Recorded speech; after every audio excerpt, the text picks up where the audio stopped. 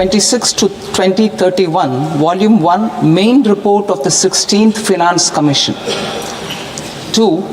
Report for 2026-2031, Volume 2, Annexures of the 16th Finance Commission. Number 3, explanatory memorandum as to the action taken on the recommendations contained in the above report.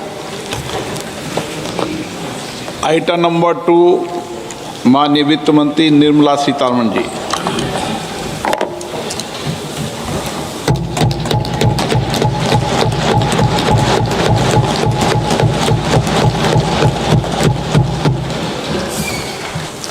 Honorable Speaker, sir, on the sacred occasion of Magh Purnima and the birth anniversary of Guru Ravidas, I present the budget for the year 2026-2027. Since we assumed office 12 years ago, India's economic trajectory has been marked by stability, fiscal discipline, sustained growth, and moderate inflation.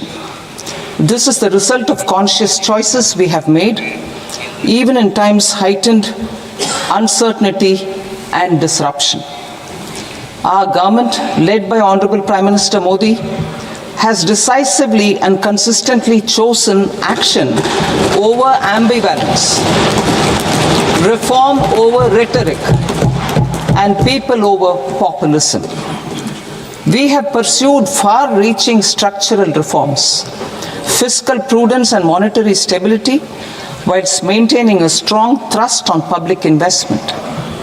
Keeping Atmanirbharta as a lodestar, we have built domestic manufacturing capacity, energy security, and reduced critical import dependencies. Simultaneously, we have ensured that citizens benefit from every action of the government, undertaking reforms to support employment generation, agricultural productivity, household purchasing power, and universal services to people.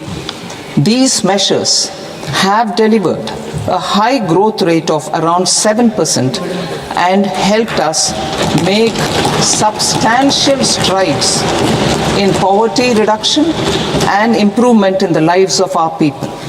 Today, we face an external environment in which trade and multilateralism are imperiled and access to resources and supply chains are disrupted. New technologies are transforming production systems while sharply increasing demands on water, energy, and critical minerals. India will continue to take confident steps towards Vikasit Bharat, balancing ambition with inclusion. As a growing economy with expanding trade and capital needs, India must also remain deeply integrated with global markets, exporting more and attracting stable long-term investment. As I begin Part A, I want to express my gratitude to the people for standing firmly with us as we forge our way together towards becoming one of the largest economies of the world.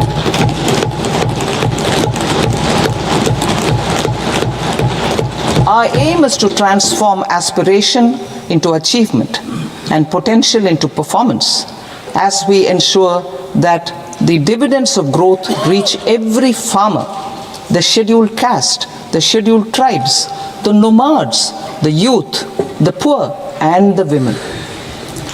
In Vikasit Bharat Young Leaders Dialogue 2026, several innovative ideas were shared with our Prime Minister, which have inspired many of the proposals, making this a unique Yuva Shakti-driven budget. Our government's sankalp is to focus on our poor, underprivileged, and the disadvantaged. To deliver on this sankalp, and given that this is the first budget prepared in Kartavya Bhavan, we are inspired by three Kartavya.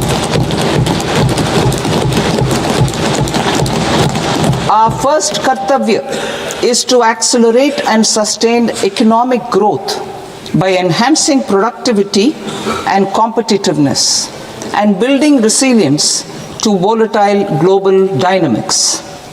Our second kartavya is to fulfill aspirations of our people and build their capacity, making them strong partners in India's path to prosperity. Our third kartavya, aligned with our vision of Sabka Saath, Sabka Vikas, is to ensure that every family, community, region, and sector has access to resources, amenities, and opportunities for meaningful participation. This threefold approach requires a supportive ecosystem. The first requirement is to sustain the momentum of structural reforms, continuous, adaptive, and forward-looking. Second, a robust and resilient financial sector is central to mobilizing savings, allocating capital efficiently, and managing risks. Third, cutting-edge technologies, including AI applications, can serve us as force multipliers for better governance. Reform Express. Our government has undertaken comprehensive reforms towards creating employment, boosting productivity, and accelerating growth. After the Prime Minister's announcement on Independence Day in 2025, over 350 reforms have been rolled out. This includes GST simplification, notification of labor codes, and rationalization of mandatory quality control orders. High-level committees have been formed, and in parallel, the central government is working with the state governments on deregulation and reducing compliance requirements. The Reform Express is well on its way and will maintain its momentum to help us fulfill our kartavya. I now move to specific proposals. Under our first kartavya, to accelerate and sustain economic growth, I propose interventions in 6 areas. 1. Scaling up manufacturing in 7 strategic and frontier sectors. 2. Rejuvenating legacy industrial sectors. 3. Creating champion MSMEs. 4. Delivering a powerful push for infrastructure. 5. Ensuring long-term security and stability. And 6. Developing city economic regions. Scaling up of manufacturing in 7 strategic and frontier sectors.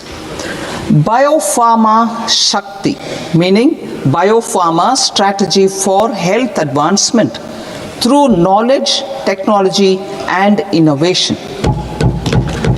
India's disease burden is observed to be shifting towards non-communicable diseases like diabetes, cancer, and autoimmune disorders.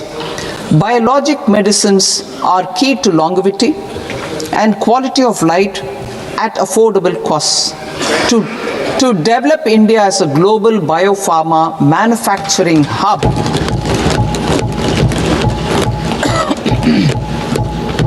I propose the Biopharma Shakti with an outlay of 10,000 crores over the next 5 years. This will build the ecosystem for domestic production of biologics and biosimilars. The strategy will include a biopharma-focused network with 3 new national institutes of pharmaceutical education and research, popularly known as NIPERs, and upgrading 7 existing ones. It will also create a network of 1,000 accredited India clinical trials sites. We propose to strengthen the Central Drug Standard Control Organization to meet global standards and approve timeframes through and approval timeframes through a dedicated scientific review cadre and specialists. India's semiconductor mission 1.0 expanded India's semiconductor sector capabilities. Building on this, we will launch ISM 2.0 to produce equipment and materials, design full-stack Indian IP, and fortify supply chains. We will also focus on industry-led research and training centers to develop technology and skilled workforce.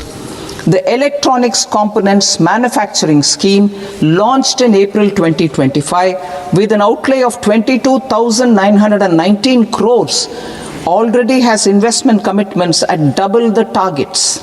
We propose to increase the outlay to 40,000 crores to capitalize on this momentum.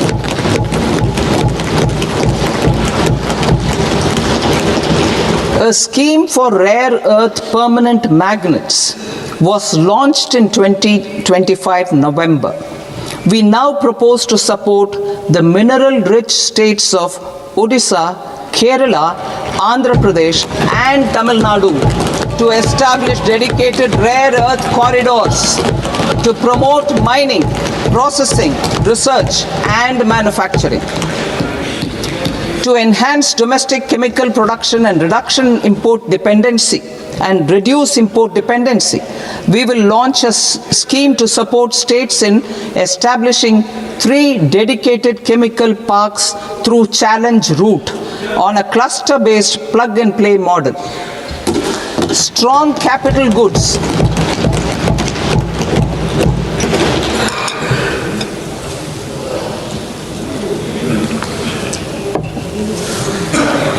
Strong capital goods capability is a determinant of productivity and quality across different sectors.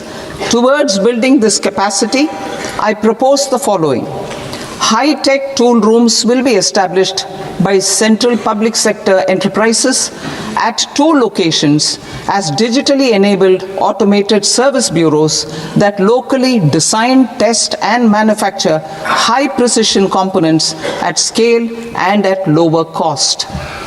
2. A scheme for enhancement of construction and infrastructure equipments will be introduced to strengthen domestic manufacturing of high value and technologically advanced CIE. This can range from lifts in a multi-storied apartment or firefighting equipment in multiplexes, large or small, and to tunnel boring equipments for building metros and high-altitude roads. I also propose a scheme for container manufacturing to create a globally competitive container manufacturing ecosystem with a budgetary allocation of 10,000 crores over a 5-year period. For the labor-intensive textile sector, I propose an integrated program with 5 subparts.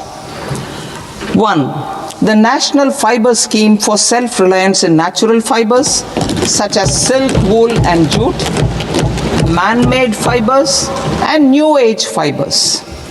Textile expansion and employment scheme to modernize traditional clusters with capital support for machinery, technology upgradation and common testing and certification centers. 3. The National Handloom and Handicraft Program to integrate and strengthen existing schemes and ensure targeted support for weavers and artisans. Tex Eco Initiative to promote globally competitive and sustainable textiles and apparels. Samarth 2.0 to modernize upgrade the textile skilling ecosystem through collaboration with industry and academic institutions. Further, I propose to set up mega textile parks in challenge mode. They can also focus on bringing value addition to technical textiles. I propose to launch the Mahatma Gandhi Gram Swaraj initiative to strengthen khadi, handloom and handicrafts. This will help in global market linkage and branding, It will streamline and support training, skilling, quality of process, and production. This will benefit our weavers, village industries, one district, one product ODOP initiative, and also our rural youth. India has the potential to emerge as a global hub for high quality, affordable sports goods. I propose a dedicated initiative for sports goods that will promote manufacturing, research, and innovation in equipment design as well as material sciences. Rejuvenation of legacy industrial clusters. I propose to introduce a scheme to revive 200 legacy industrial clusters to improve their cost competitiveness and efficiency through infrastructure and technology upgradation. Creating champion SMEs and supporting micro enterprises. Recognizing MSMEs as a vital engine of growth, I propose a three-pronged approach to help them grow as champions. Equity support. I propose to introduce a dedicated 10,000 crores SME growth fund to create future champions, incentivizing enterprises based on select criteria. I also propose to top up the Self-Reliant India Fund set up in 2021 with 2,000 crores to continue support to micro enterprises and maintain their access to risk capital. Liquidity support. With TREADS, more than 7 lakh crore has been made available to MSMEs. To leverage its full potential, I propose 4 measures. 1. Mandate TREADS as the transaction settlement platform for all purchases from MSMEs by CPSEs, serving as a benchmark for other corporates. 2. Introduce a credit guarantee support mechanism through CGTMSE for invoice discounting on TREADS platform. 3. Link GEM with TREADS for sharing information with financiers about government purchases from MSMEs, encouraging cheaper and quicker financing. 4. Introduce TREADS receivables as asset-backed securities, helping develop a secondary market, enhancing liquidity and settlement of transactions. Professional support.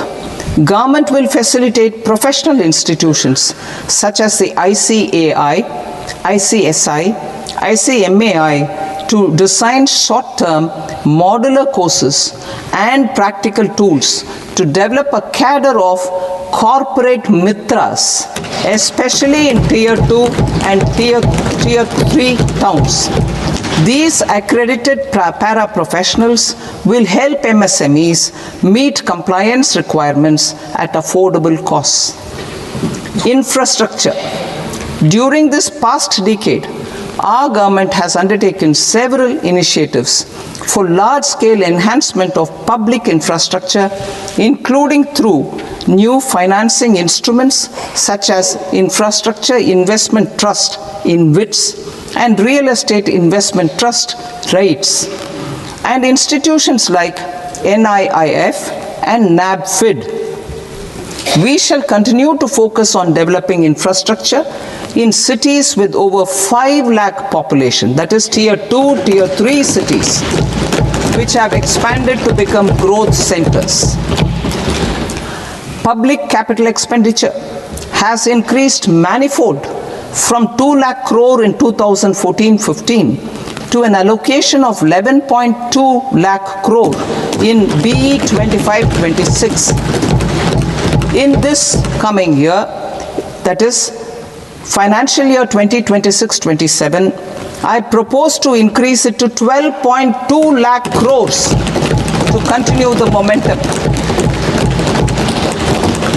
To strengthen the confidence of private developers, regarding risks during infrastructure development and construction phase, I propose to set up an infrastructure risk guarantee fund to provide prudentially calibrated partial credit guarantee to lenders.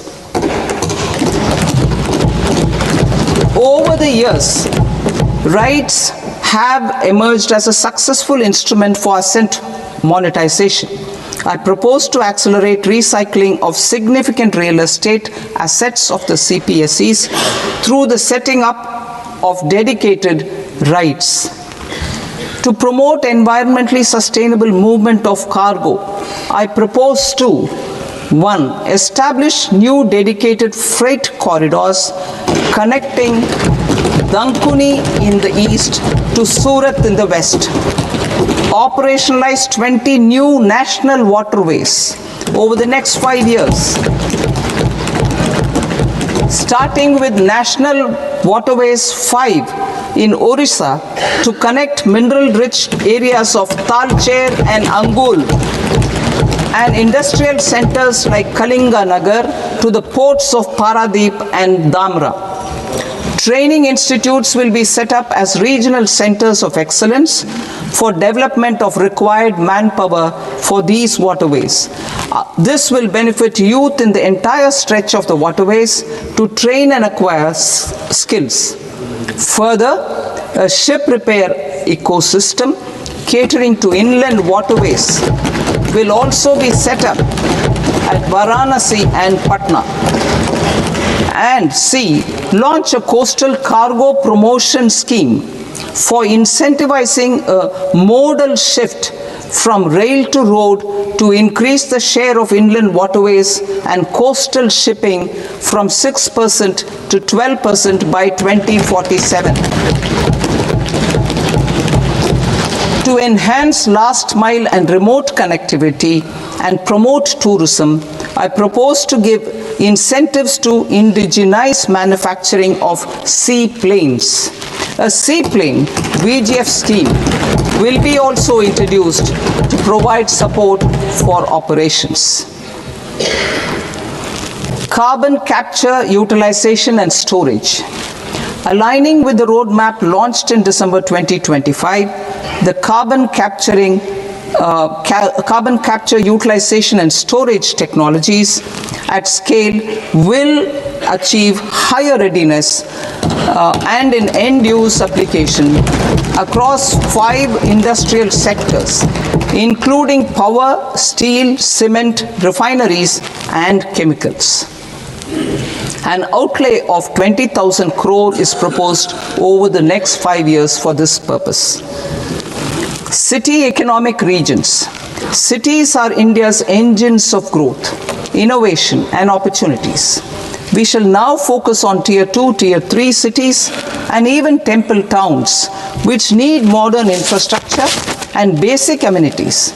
This budget aims to further amplify the potential of cities to deliver the economic power of agglomerations by mapping city economic regions based on their specific growth drivers. An allocation of 5,000 crore per CER over 5 years is proposed for implementing their plans through a challenge mode with a reform-cum-result-based financing mechanism. In order to promote environmentally sustainable passenger systems, we will develop 7 high-speed rail corridors between cities as growth connectors, namely Mumbai to Pune, Pune to Hyderabad, Hyderabad to Bengaluru, Hyderabad to Chennai, Chennai to Bengaluru, Delhi to Varanasi, Varanasi to Siliguri.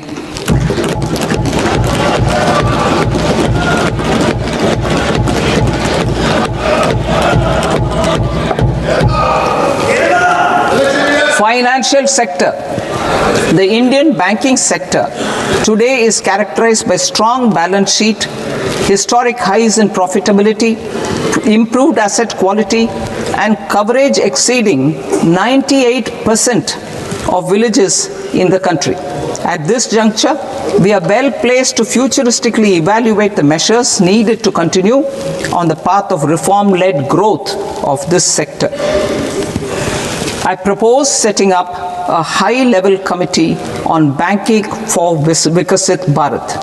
High-level committee on banking for Vikasit Bharat to comprehensively review the sector and align it with India's next phase of growth, while safeguarding financial stability, inclusion, and consumer protection.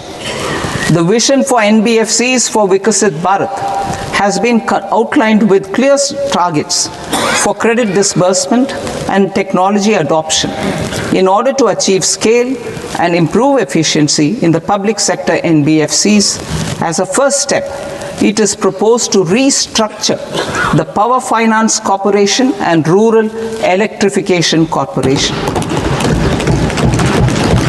I propose a comprehensive review of the foreign exchange management non-debt instruments rules to create a more contemporary, user-friendly framework for foreign investments consistent with India's evolving economic priorities.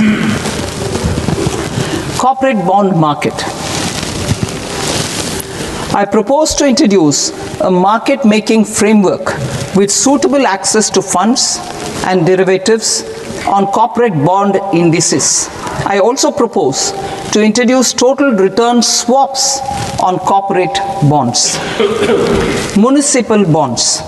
To encourage the issuance of municipal bonds of higher value by larger cities, I propose an incentive of 100 crore rupees for a single bond issuance. 100 crore rupees for a single bond issuance of more than 1,000 crore. The current scheme under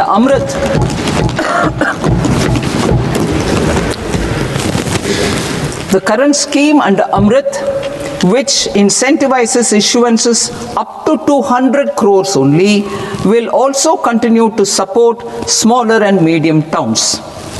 That will also continue to support the smaller and medium towns. Ease of doing business. Individual persons resident outside India, PROI, will be permitted to invest in equity instruments of listed Indian companies through the Portfolio Investment Scheme. It is also proposed to increase the investment limit for an individual PROI under the scheme from 5% to 10%, with an overall investment limit for all individual PROIs to 24% from the current 10%. Emerging technologies including AI. 21st century is technology driven. Adoption of technology is for the benefit of all people. Farmers in the field, women in STEM, youth keen to upskill, and Divyangjan to access newer opportunities. The government has taken several steps to support new technologies through AI Mission, National Quantum Mission, Anusandhan National Research Fund, and Research and Development and Innovation Fund. Our second kartavya is to fulfill aspirations and build capacities. Close to 25 crore individuals have come out of multi-dimensional poverty through a decade of our government's sustained and reform-oriented efforts.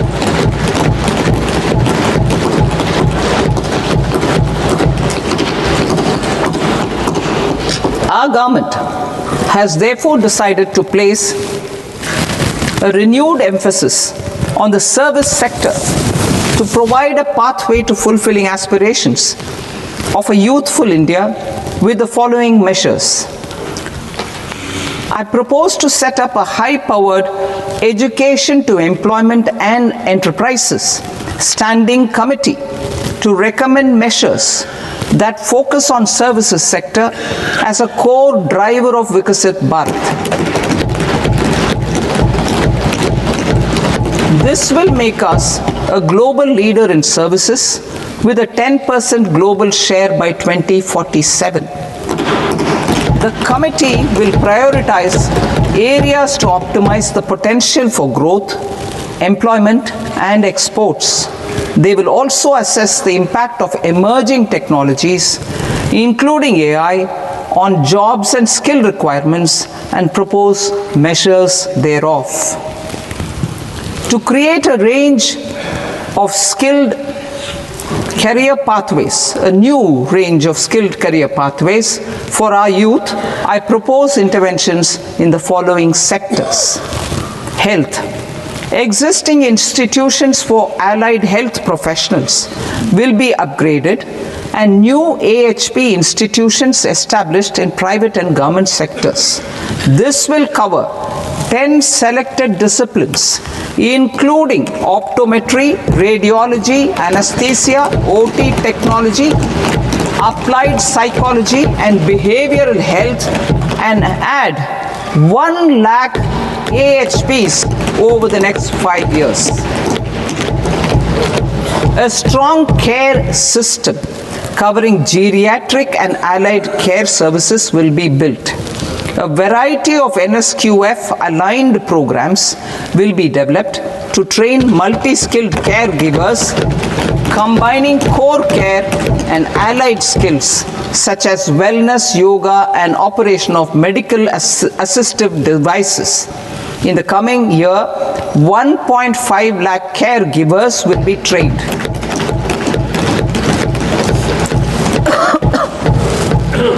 Hubs for medical value tourism.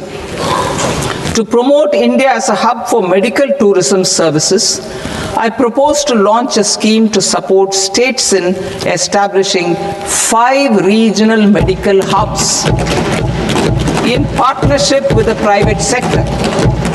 These hubs will serve as integrated healthcare complexes that combine medical, educational, and research facilities. They will have Ayush centers, medical value tourism facilitation centers, and infrastructure for diagnostics, post-care, and rehabilitation. These hubs will provide diverse opportunities, job opportunities for health professionals, including doctors and AHPs. Ancient Indian yoga, already respected in several parts of the world, was given a mass global recognition when Honorable Prime Minister took it to the UN. Post-COVID, Ayurveda gained a similar global acceptance and recognition. Exporting quality Ayurveda products helps farmers who grow the herbs and youth who process the products. To meet growing global demand, a few more steps are being taken. I propose to 1. Set up 3 new All India Institutes of Ayurveda. 2. Upgrade Ayush pharmacies and drug testing labs for higher standards of certification ecosystem and make available more skilled personnel. 3. Upgrade the WHO Global Traditional Medicine Center in Jamnagar to bolster evidence-based research, training, and awareness for traditional medicine. Animal husbandry. Livestock contributes to close to 16% of farm income, including of poor and marginal households. To scale up availability of veterinary professionals by more than 20,000, I propose to roll out a loan-linked capital subsidy support scheme for establishment of veterinary and para-veterinary colleges, veterinary hospitals, diagnostic laboratories, and breeding facilities in private sector. Collaboration between Indian and foreign institutions will also be facilitated. Orange economy. India's animation, visual effects, gaming, and comics sector, AVGC sector, is a growing industry projected to require 2 million professionals by 2030. I propose to support the Indian Institute of Creative Technologies, Mumbai, in setting up ABGC Content Creator Labs in 15,000 secondary schools all over the country and 500 colleges. The Indian design industry is expanding rapidly, and yet there is a shortage of Indian designers. I propose to establish, through Challenge Route, a new National Institute of Design to boost design education and development in the eastern region of India. Education. Our government will support states through Challenge Route in creating 5 university townships in the vicinity of major industrial and logistics corridors. These planned academic zones will host multiple universities, colleges, and research institutions, skill centers, and residential complexes. In higher education, STEM institutions, prolonged hours of study and laboratory work pose some challenges for girl students. Through VGF, Viability Gap Funding and capital support, one girls' hostel will be established in every district.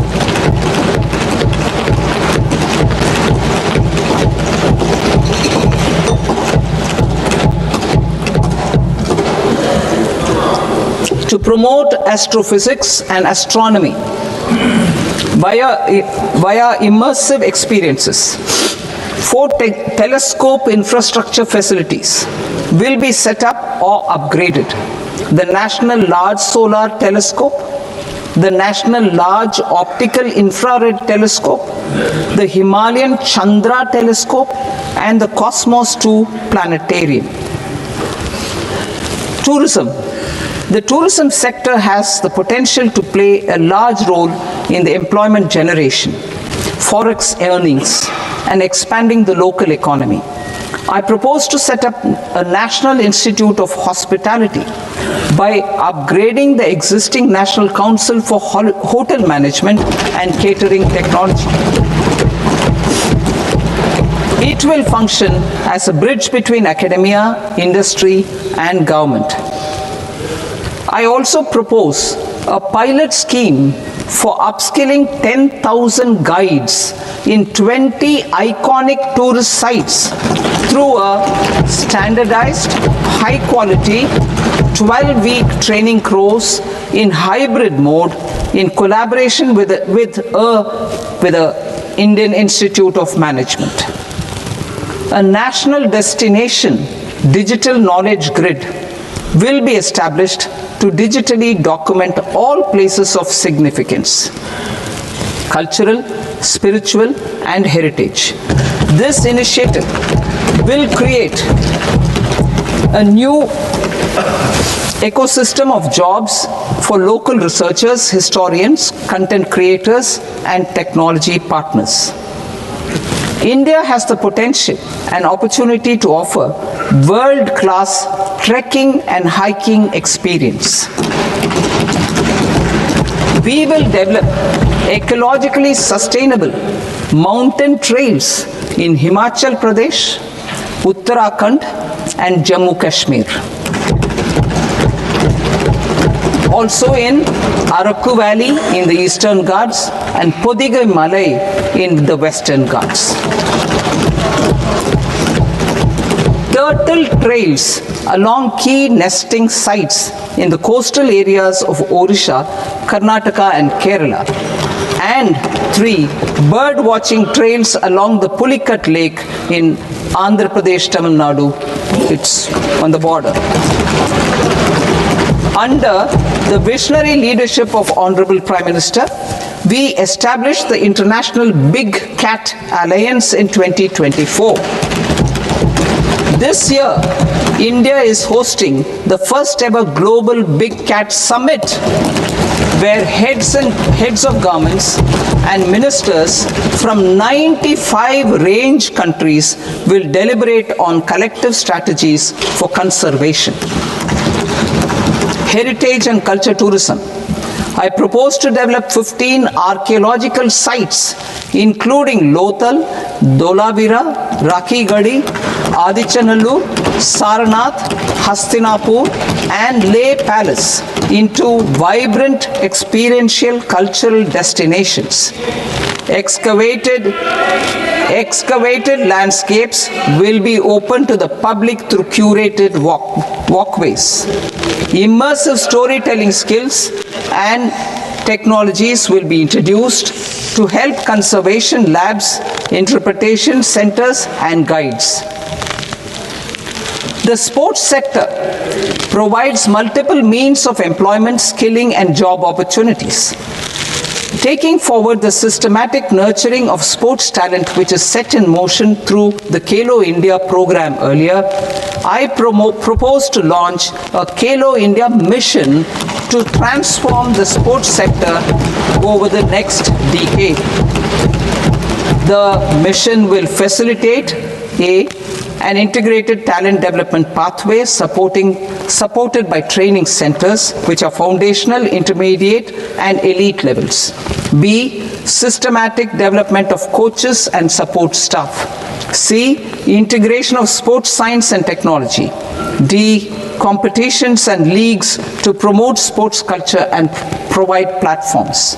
And E, development of sports infrastructure for training and competition. Our third Kartavya aligns with our vision of Sabka Saath, Sabka Vikas towards Vikasit Bharat. This requires targeted efforts for 1. Increasing farmer incomes through productivity enhancement and entrepreneurship, with special attention to small and marginal farmers. B. Empowering Divyangjan through access to livelihood opportunities, training, and high-quality assistive devices. C. Empowering the vulnerable to access mental health and trauma care. D. Focus on the Purvodaya states and the Northeast region to accelerate development and employment opportunities. Fisheries. We will undertake initiatives for integrated development of 500 reservoirs and Amrit Sarovars. 2. Strengthen the fisheries value chain in coastal areas and enable market linkages involving startups and women-led groups together with fish farmer producer organizations. Animal husbandry. To provide quality employment opportunities in rural and peri-urban areas, we will support the animal husbandry sector in entrepreneurship development through a credit-linked subsidy program, B. Scaling up and modernization of livestock enterprises, C. Enhanced creation of livestock, dairy, and poultry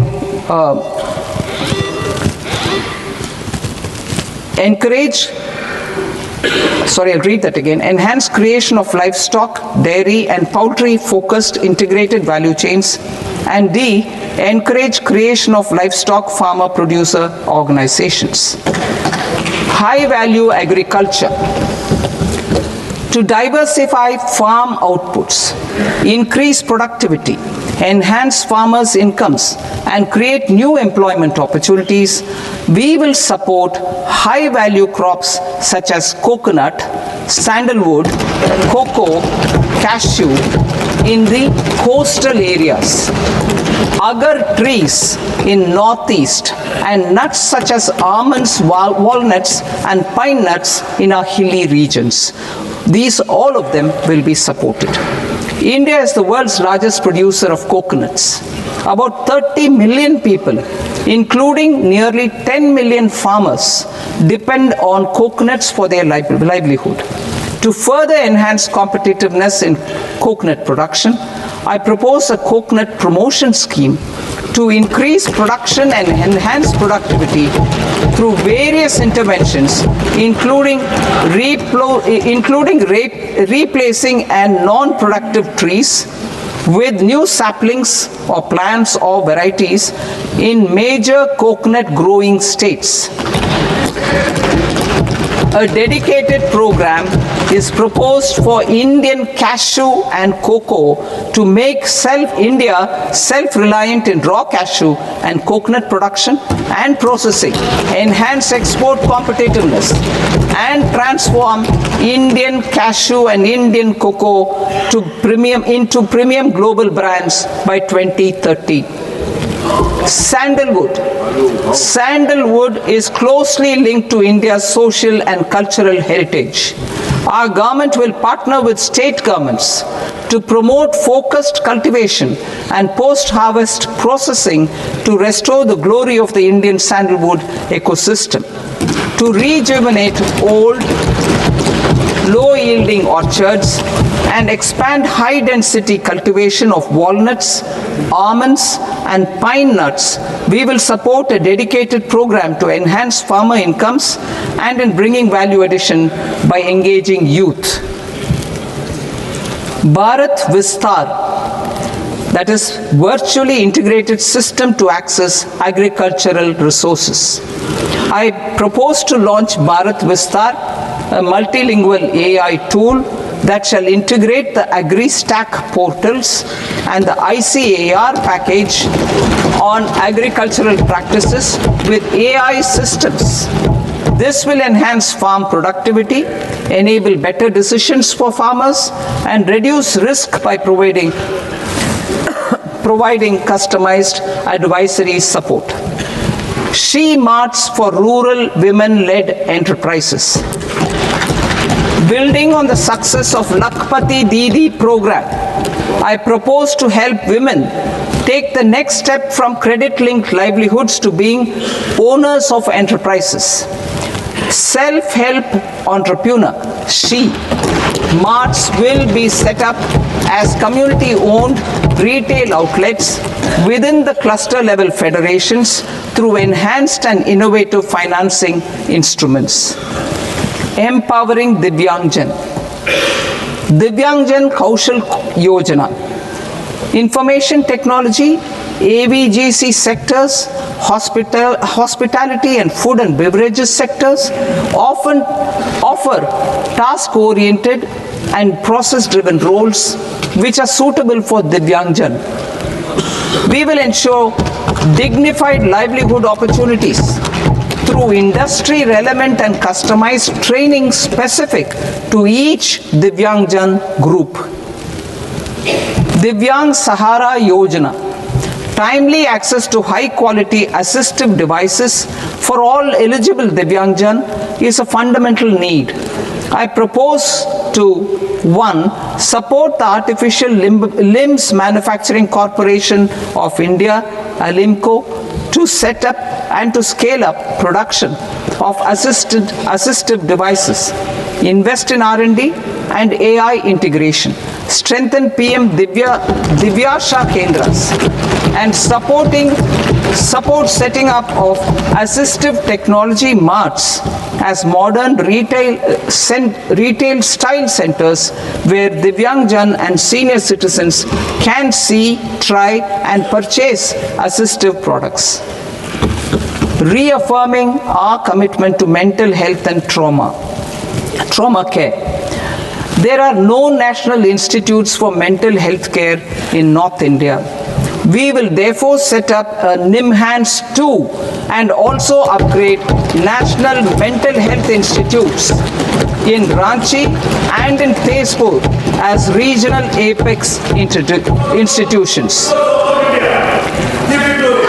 Emergencies expose families, particularly the poor and vulnerable, to unexpected expenditure. We will strengthen and increase these capacities by 50% in district hospitals by establishing emergency and trauma care centers. focus on Purvodaya states and northeastern regions. Purvodaya, I propose the development of an integrated East Coast industrial corridor with a well-connected node at Durgapur, creation of 5 tourism destinations in 5 Purvodaya states, and the provision of 4,000 e-buses. Buddhist sites in northeastern region.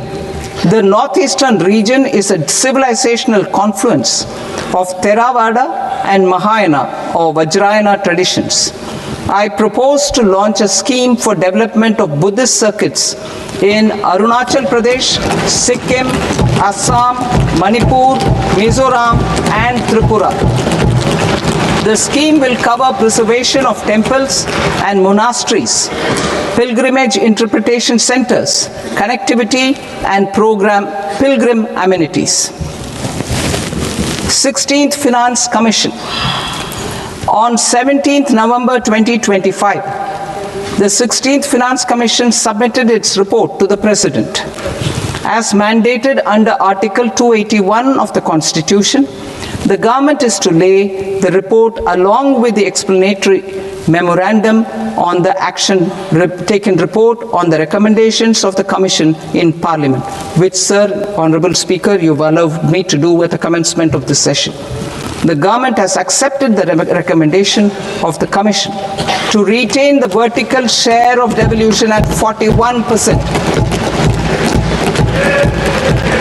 As recommended by the Commission, I have provided 1.4 lakh crores of rupees to the states for the year 2026-2027 as Finance Commission grants. These include rural and urban local body and disaster management grants. Fiscal consolidation.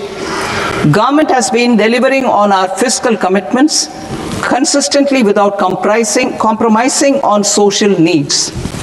To strive towards accepted standards of fiscal management in Budget 25-26, I had indicated that the central government would target reaching a debt to GDP ratio of 50 plus or minus 1% by 2030-31. In line with this, the debt to GDP ratio is estimated to be 55.6% of GDP in BE 26-27, compared to 56.1% of GDP in RE 25-26. A declining debt to GDP ratio will gradually free up resources for priority sector lending and expenditure by reducing the outgo on interest payments. One of the main operational instruments for debt targeting is the fiscal deficit. I am happy to inform this august House that I fulfilled my commitment made in 2021-2022 to reduce fiscal deficit below 4.5% of GDP by 25-26. In RE 25-26, the fiscal deficit has been estimated at par with BE of 2025-26 at 4.4% of GDP. In line with the new fiscal prudence path of debt consolidation, the fiscal deficit in BE 26-27 is estimated to be 4.3% of the GDP.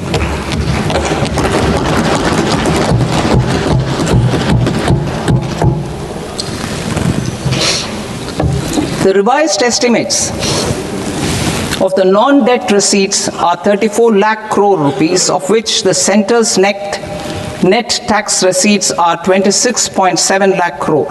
The revised estimate of the total expenditure is 49.6 lakh crore rupees, of which the capital expenditure is about 11 lakh crores.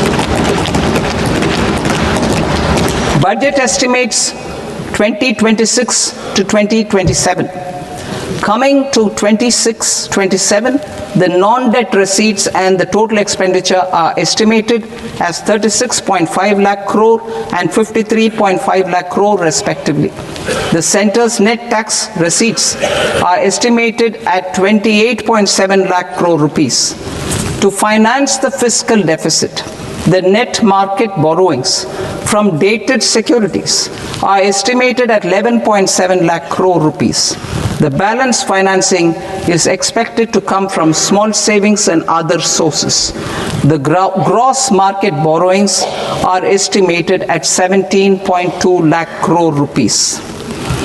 I'll now move to Part B. Part B, direct taxes.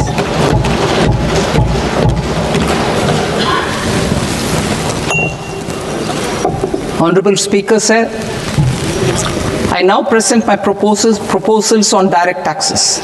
New Income Tax Act. In July 2024, I announced a comprehensive review of the Income Tax Act 1961. This was completed in a record time, and the Income Tax Act 2025 will come into effect from 1st April 2026. The simplified income tax rules and forms will be notified shortly, giving adequate time to taxpayers to acquaint themselves with its requirements. The forms have been redesigned such that ordinary citizens can comply without difficulty. Ease of living.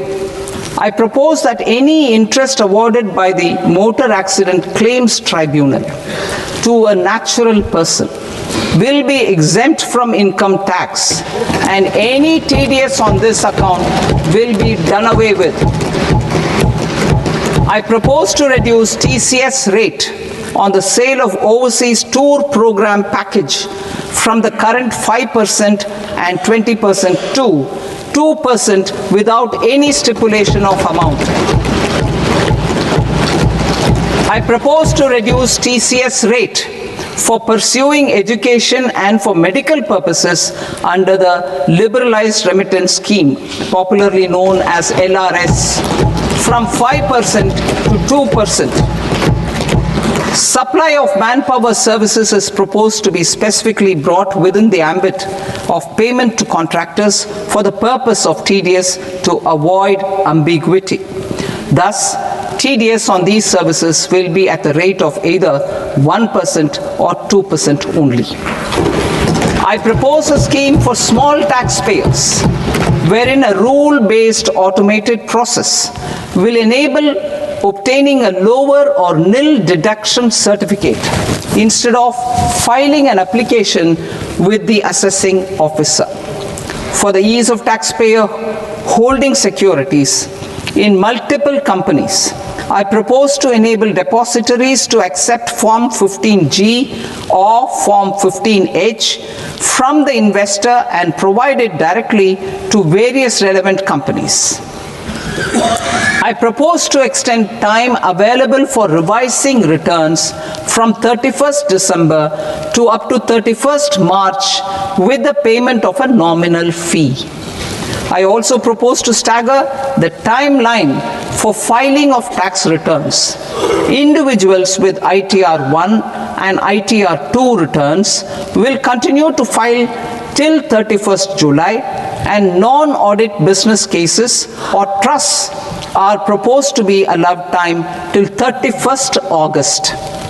TDS on sale of immovable property by a non-resident is proposed to be deducted and deposited through resident buyers and his or her PAN-based challan instead of requiring a TAN, which is a temporary accounting number. To address practical issues of small taxpayers like students, young professionals, tech employees, relocated NRIs, and such others, I propose to introduce a one-time 6-month foreign asset disclosure scheme for these taxpayers to disclose income or assets below a certain size.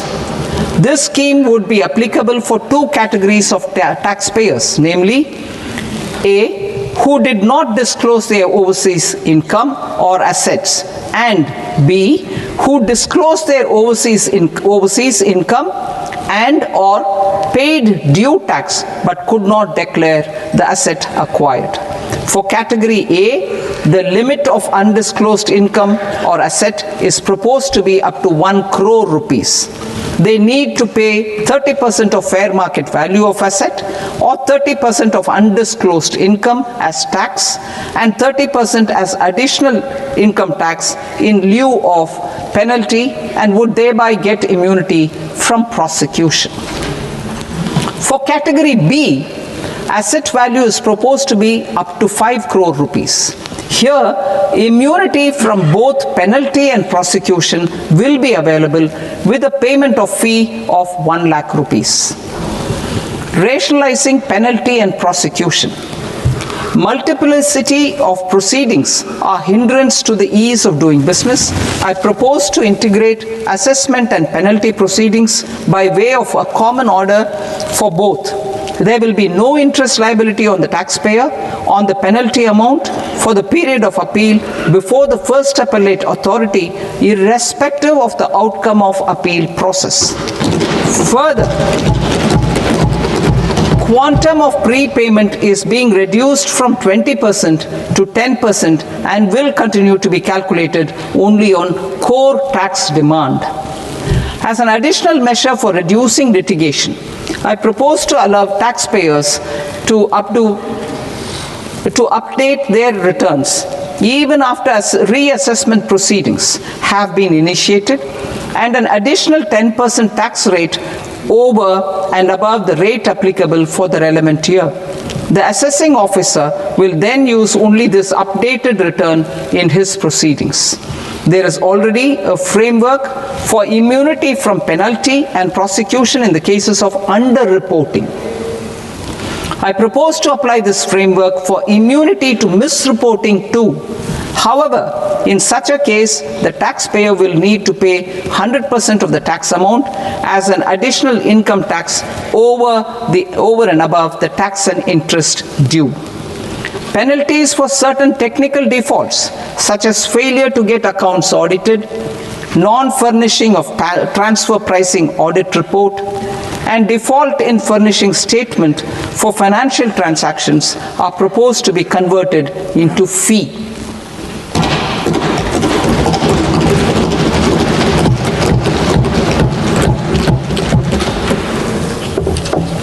I propose to rationalize prosecution framework under Income Tax Act while maintaining a careful balance for deterrence in some serious offense. Non-production of books of account and documents and requirement of TDS payment where payment is made in kind are being decriminalized. Further, minor offenses will attract fine only. The remaining prosecutions will be graded commensurate with the quantum of offense. They will entail only simple imprisonment with maximum imprisonment reduced to 2 years and power to courts to convert even those into fines. There is no penalty. There is no penalty presently for non-disclosure of non-immovable foreign assets with aggregate value less than 20 lakh rupees. I propose to also provide them with immunity from prosecution with retrospective effect from 1/10/2024.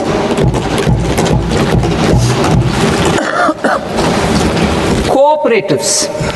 Deduction is already allowed to a primary cooperative society engaged in supplying milk, oilseeds, fruits or vegetables raised or grown by its members. I propose to extend this deduction to also include supply of cattle feed and cotton seed produced by its members. I propose to allow inter-cooperative society dividend income as deduction under the new tax regime to the extent it is further distributed to its members. I further propose to allow exemption for a period of 3 years to dividend income received by a notified National Cooperative Federation on their investments made in companies up to 31/1/2026. This exemption would be allowed only for dividends further distributed to its member cooperatives. Supporting IT sector as India's growth engine. India is a global leader in software development services, IT-enabled services, knowledge process outsourcing services, and contract R&D services relating to software development. These businesses and their segments are quite interconnected with each other. All these services are proposed to be clubbed under a single category of information technology services with a common safe harbor margin of 15.5% applicable to all. The threshold for availing safe harbor for IT services is being enhanced substantially from 300 crore rupees to 2,000 crore rupees. Safe harbor for IT services shall be approved by an automated rule-driven process without any need for tax officer to examine and accept the application. Once applied by an IT services company, the same safe harbor can be continued for a period of 5 years at a stretch at its choice. For IT services companies who want to conclude advanced pricing agreement, APA, I propose to fast-track unilateral APA process for IT services and endeavor to conclude it within a period of 2 years. The period of 2 years can be extended by a further period of 6 months on taxpayers' request. I propose to extend the facility of modified returns available to the entity entering APA to its associated entities also. Attracting global business and investment. Recognizing the need to enable critical infrastructure and boost investment in data centers, I propose to provide tax holiday till 2047 to any foreign company that provides cloud services to customers globally by using data center services from India. It will, however, need to provide services to Indian customers through an Indian reseller entity. I also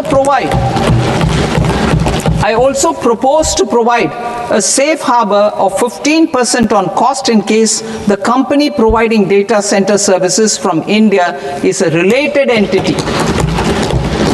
To harness the efficiency of just-in-time logistics for electronic manufacturing, I propose to provide safe harbor to non-residents for component warehousing in a bonded warehouse at a profit margin of 2% of the invoice value. The resultant tax of about 0.7% will be much lower than in competing jurisdictions. To provide fillip to toll manufacturing in India, I propose to provide exemption from income tax for 5 years to any non-resident who provides capital goods, equipment, or tooling to any toll manufacturer in a bonded zone. To encourage vast pool of global talent to work in India for a longer period of time, I propose to provide exemption to global, non-India sourced income of a non-resident expert for a stay period of 5 years under notified schemes. I propose to provide exemption from minimum alternate tax, the MAT, to all non-residents who pay tax on presumptive basis. Tax administration. I propose to constitute a joint committee of Ministry of Corporate Affairs and Central Board of Direct Taxes for incorporating the requirements of income computation and disclosure standards, the ICDS, in the Indian Accounting Standards Ind AS itself. Separate accounting requirement based on ICDS will be done away with from the tax year 27-28. To support Prime Minister Modi's vision of homegrown accounting and advisory firms to become global leaders, I propose to rationalize the definition of accountant for the purposes of safe harbor rules. Other tax proposals. Change in taxation of buyback was brought in to address the improper use of buyback route by promoters. In the interest of minority shareholders, I propose to tax buyback for all types of shareholders as capital gains. However, to disincentivize misuse of tax arbitrage, promoters will pay an additional buyback tax. This will make effective tax 22% for corporate promoters. For non-corporate promoters, the effective tax will be 30%. TCS rate for sellers of specific goods, namely alcoholic liquor, scrap and minerals, will be rationalized to 2%, and that on tendu leaves will be reduced from 5% to 2%. I propose to raise the STT on futures to 0.05% from the present 0.02%. STT on options premium and exercise of options are both proposed to be raised to 0.15% from the present rate of 0.1% and 0.125% respectively. We reformed the taxation landscape for corporates in 2019 by providing them a simplified regime with lower tax rate so that they could productively focus on business rather than on claim of deductions and exemptions. To encourage companies to shift to the new regime, set off of brought forward MAT credit, minimum alternate tax credit, is proposed to be allowed to companies only in the new regime. Set off using available MAT credit is proposed to be allowed to an extent of 1/4 of the tax liability in the new regime. MAT is proposed to be made final tax, so there will be no further credit accumulation from 1st April 2026. In line with this change, the rate of final tax is being reduced to 14% from the current MAT rate of 15%. The brought forward MAT credit of taxpayers accumulated till 30th March 2026 will continue to be available to them for set off as above. Indirect taxes. I shall now take up proposals related to indirect taxes. My proposals for customs and central excise aim to further simplify the tariff structure, support domestic manufacturing, promote export competitiveness, and correct inversion in duty. To continue weeding out long continuing customs duty exemptions, I propose to remove certain exemptions on items which are being manufactured in India or where the imports are negligible. Similarly, to further simplify the process of ascertaining the rate of duty applicable on a particular item, I propose to incorporate certain effective rates in various customs notifications to the tariff schedule itself. I shall now take up sector-specific proposals. Promotion of exports of marine, leather, and textile products. I propose to increase the limit for duty-free imports of specified inputs used for processing seafoods for export from the current 1% to 3% of FOB value of the previous year's export turnover. I also propose to allow duty-free imports of specified inputs, which is currently available for exports of leather or synthetic footwear, to exports of shoe uppers as well. I propose to extend the time period for export of final product from the existing 6 months to 1 year for exporters of leather or textile garments, leather or synthetic footwear, and other leather products. Energy transition and security. I propose to extend the basic customs duty exemption given to capital goods used for manufacturing lithium-ion cells for batteries to those used for manufacturing lithium-ion cells for battery energy storage systems also. I propose to exempt basic customs duty on import of sodium antimonate for use in manufacture of solar glass. Nuclear power. I propose to extend the existing basic customs duty exemption on imports of goods required for nuclear power projects till the year 2035 and expand it for all nuclear plants irrespective of their capacity. Critical minerals. It is proposed to provide basic customs duty exemption to the import of capital goods required for the processing of critical minerals in India. Biogas blended CNG. I propose to exclude the entire value of biogas while calculating the central excise duty payable on biogas blended CNG. Civil and defense aviation. I propose to exempt basic customs duty on components and parts required for the manufacture of civilian training and other aircrafts. It is proposed to exempt basic customs duty on raw materials imported for the manufacture of parts of aircraft to be used in maintenance, repair, or overall requirements by units in the defense sector. Electronics. To deepen value addition in the consumer electronics sector, I propose to exempt basic customs duty on specified parts used in the manufacture of microwave ovens. Special economic zone.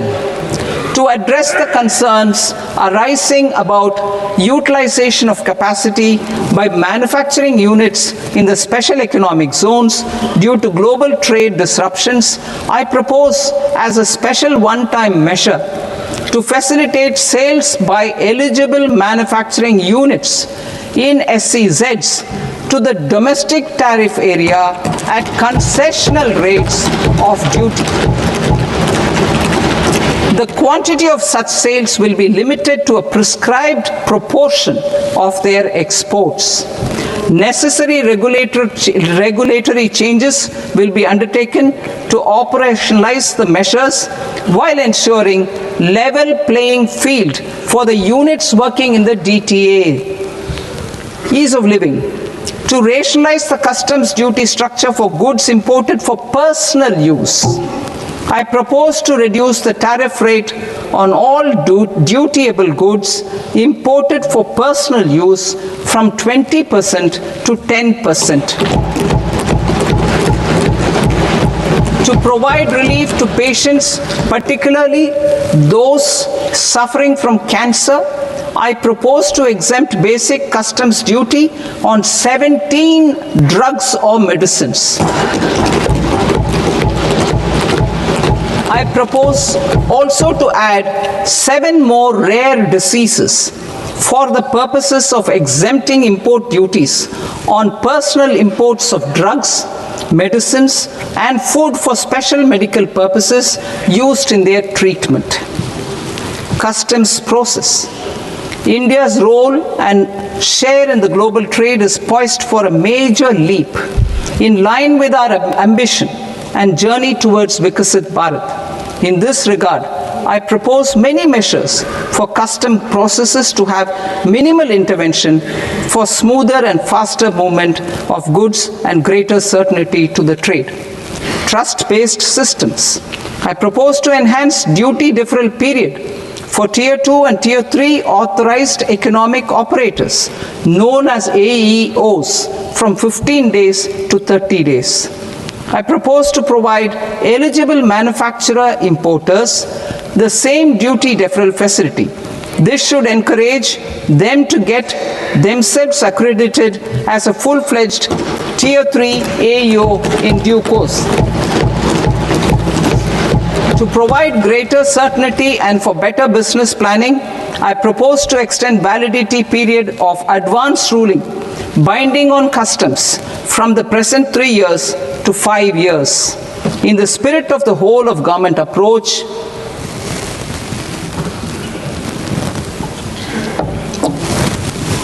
government agencies will be encouraged to leverage AEO accreditation for preferential treatment in clearing their cargo.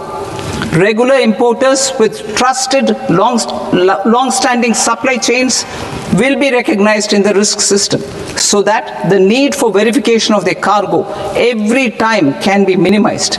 Export cargo using electronic sealing. Export cargo using electronic sealing will be provided through clearance from the factory premises to the ship. For import of goods not needing any compliance, filing of bill of entry by a trusted importer and arrival of goods will automatically notify customs for completing their clearance formalities. This will enable goods to be released immediately on arrival. The customs warehouse framework will be transformed into a warehouse operator-centric system with a self-declarations, electronic tracking, and risk-based audit. These reforms will move away from the current system of officer-dependent approvals and reduce transaction delays and compliance costs. Ease of doing business. Approvals required for cargo clearance from various government agencies will be seamlessly processed through a single and interconnected digital window by the end of the financial year. Processes involved in clearance of food, drugs, plant, and animal and wildlife products, accounting for about 70% of interdicted cargo, will be operationalized on this system by April 2026 itself. For goods not having any compliance requirement, clearance will be done by customs immediately after online registration is completed by the importer, subject to the payment of duty. Customs integrated system will be rolled out in 2 years as a single integrated and scalable platform for all customs processes.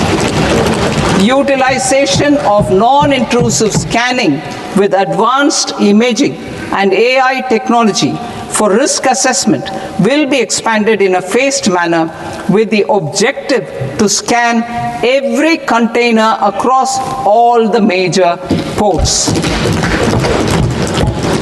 New export opportunities to support Indian fishermen to fully harness the economic value of marine resources beyond our territorial waters. The following measures will be taken. A. Fish catch by an Indian fishing vessel in exclusive economic zone or on the high seas will be made free of duty. Landing of such fish on foreign port will be treated as export of goods. Safeguards will be put in place to prevent misuse during fish catch, transit, or transshipment. To support aspirations of India's small businesses, artisans, and startups to access global markets through e-commerce, I am pleased to announce complete removal of the current value cap of 10 lakh rupees per consignment on courier exports. In addition, handling of rejected and returned consignments will be improved with effective use of technology for identifying such consignments. I propose to revise provisions governing baggage clearance during international travel to address genuine concerns of passengers. The revised rules will enhance duty-free allowances in line with the present-day travel realities and provide clarity in temporary carriage of goods brought in or taken out. There are honest taxpayers who are willing to settle disputes by paying all their dues, but they get deterred due to negative connotation associated with penalty. They will now be able to close cases by paying an additional amount in lieu of penalty. Honorable Speaker, sir, with this, I commend the budget to this august House. Jai Hind.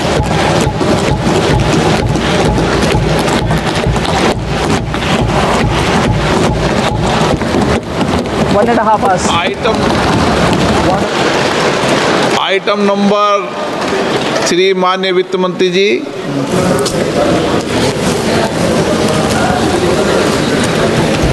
Item number 2, sir. 3।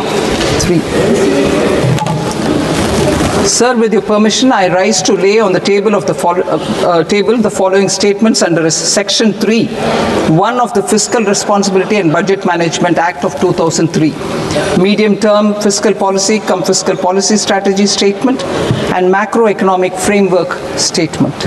Item number 4 माननीय वित्त मंत्री जी। Sir, with your permission, I move for leave to introduce the Finance Bill 2026. प्रश्न ये कि विधेयक को पुनर्स्थापित करने की अनुमति प्रदान की जाए। जो सदस्य इस पक्ष में हाँ गए, जो सदस्य विरोध में ना गए, मेरे विचार में निर्णय हाँ वालों के पक्ष में, हाँ वालों के पक्ष में अनुमति प्रदान की जाती है। माननीय मंत्री जी, अब विधेयक पुनर्स्थापित करें। Sir, I introduce the bill. माननीय सदस्यगण, आपको सूचित किया जाता है कि माननीय वित्त मंत्री जी के बजट भाषण की कॉपी पब्लिकेशन काउंटर पर ली जाती है। बजट भाषण और बजट से संबंधित दस्तावेज आपके मोबाइल फोन और मेंबर पोर्टल्स पर ही उपलब्ध है। सभा की कार्रवाई कल सोमवार दिनांक 2 फरवरी 2026 को प्राप्त 11 बजे तक के लिए स्थगित की जाती है।